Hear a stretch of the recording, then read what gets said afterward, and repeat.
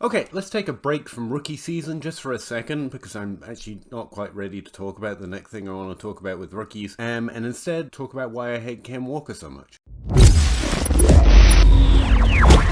So this is a topic that comes up a lot in the Dynasty grind every Wednesday at 9:30 when we live stream for 3 hours talking about different Dynasty trades and Dynasty ideas and rookie prospects and anything Dynasty with Zach Reed and Russ Fisher from 2 different podcasts. Don't know why I'm plugging, but we do it every week and it's pretty fun.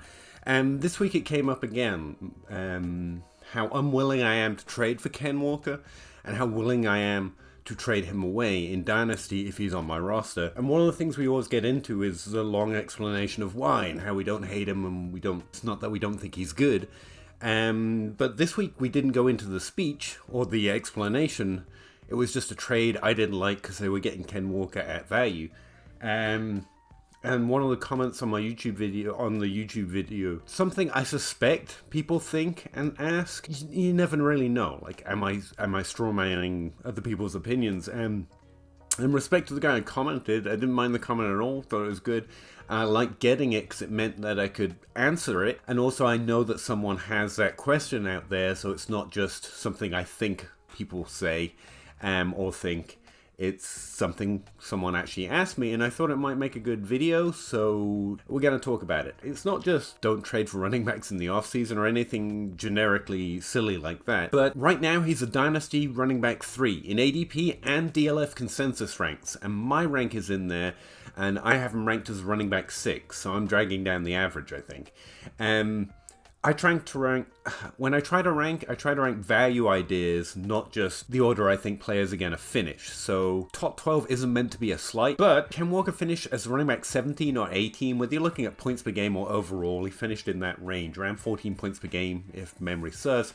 And his ADP and rank clearly show that his overall rank last year isn't what we like about him. It's that he's young, it's that he's very good, especially at rushing the ball, and he's on a team that wants to utilize that skill set. Those things were true after the draft. He was the consensus running back 2, so the running back 2 in my ranks. Very happy to get him after Breece Hall. But I think we're valuing what we expect him to do, and in fact, I think we're right on the edge, if not above, what we should reasonably expect him to do. And that's where the quote-unquote hate comes from. He's gonna more often disappoint at that value if you trade for him, or you don't trade him away at that value, than beat that value. Let's explore that a little bit. In games where he got 20% of the team's overall opportunities, so every touch that was dished out, every rushing attempt or target that was dished out in the Seahawks, if we just look at those games and pretend that was his whole season, and I hate splits, but let's just pretend he has the best possible season where he had 20% of opportunities in every game. This is imagining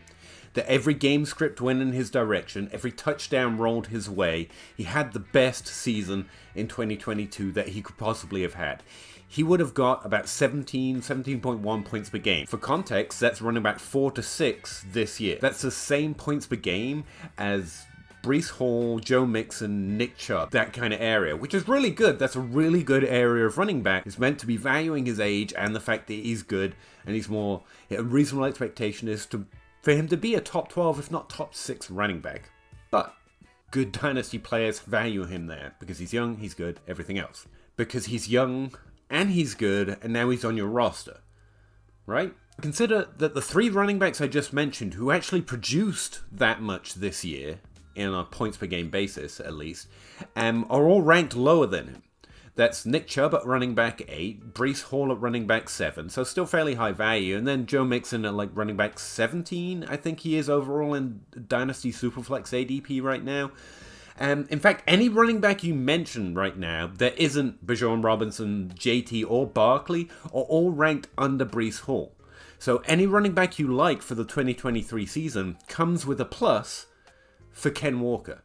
That's what you have to give, that's what you have to not get. Now that's just looking at the same position.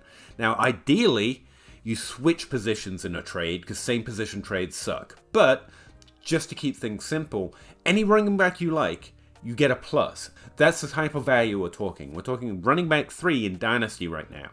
We need some more context on that, but I'll get to that later because ADP right now in running backs is really interesting, as we've talked about before. That's the other part of this. Like, what could he do next year if we're already expecting that? And that's before you consider all the negatives to this. In reality, it's worth mentioning that your league mate's willingness to trade for him or trade him away is going to change. Like in season, when he's scoring points, it's going to be harder to find windows to trade for him. That makes now a better time to trade for him than in season. That's a good point. After an injury or after a bad game, you could see mini markets where he becomes the easier or harder to trade for. We're talking about in general on average, and that's worth mentioning as well. In reality, the value of players is very subject to your league and also the time of year and what's just happened or what's not just happened recently. That's a fair point as well. Also consider the other highlights of what's going to happen over the next year or the next 2 years. The running backs landscape is due for more renovation, shall we call it, than any other position in fantasy football right now, if not the outright NFL.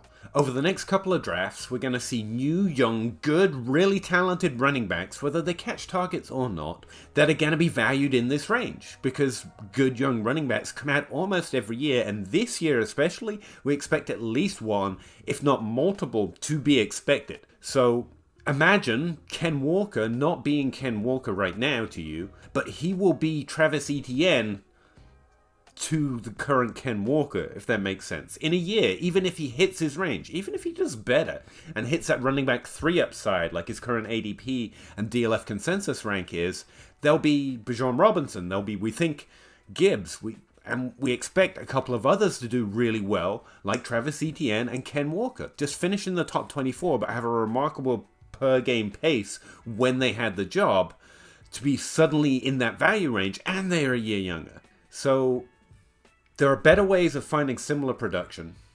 They're coming cheaper. The running backs have already done it. Plus, I don't think his value can get any higher, even if he confounds expectations in 2023. He'll be a year further out, next to other young good running backs, and he was already a running back 3. There's not much more value that can be eked out. But that's why it keeps coming up for me. I think there are multiple ways that trading him away at his current value, or not trading for him, can help maintain your points per game in fantasy and add value to your roster, which is the entire Dynasty landscape. We are trying to replace the draft on a year-to-year basis. Let's do cross-positional consideration just for a second. Again, not every league is going to reflect ADP, but this is why his name keeps coming up as someone that I would be more likely to trade away. AJ Brown, Chris Olave, Jalen Waddle, Amon-Ra St. Brown, T. Higgins, Chris Olave, DK Metcalf, Tyreek Hill. Basically any wide receiver you could possibly like in the top 12, outside of Justin Jefferson, Jamar Chase, maybe CD Lamb, but his trade value is significantly different than his ADP. All of them are being drafted behind Kenneth Walker right now. Now at that value, yeah, I hate Ken Walker in fantasy for the purposes of maintaining a dynasty roster. In reality, he's a really good, really young running back on the ideal team fit for himself, and he is gonna do great. He's gonna be a top 6 running back next year. That's it, I guess. I probably should have planned to finish on a more striking note, but yeah, I think that's interesting, and I want to do a quick video on something that wasn't rookies for a second. And yeah, hope you liked it. Thanks very much, and see you in the next one.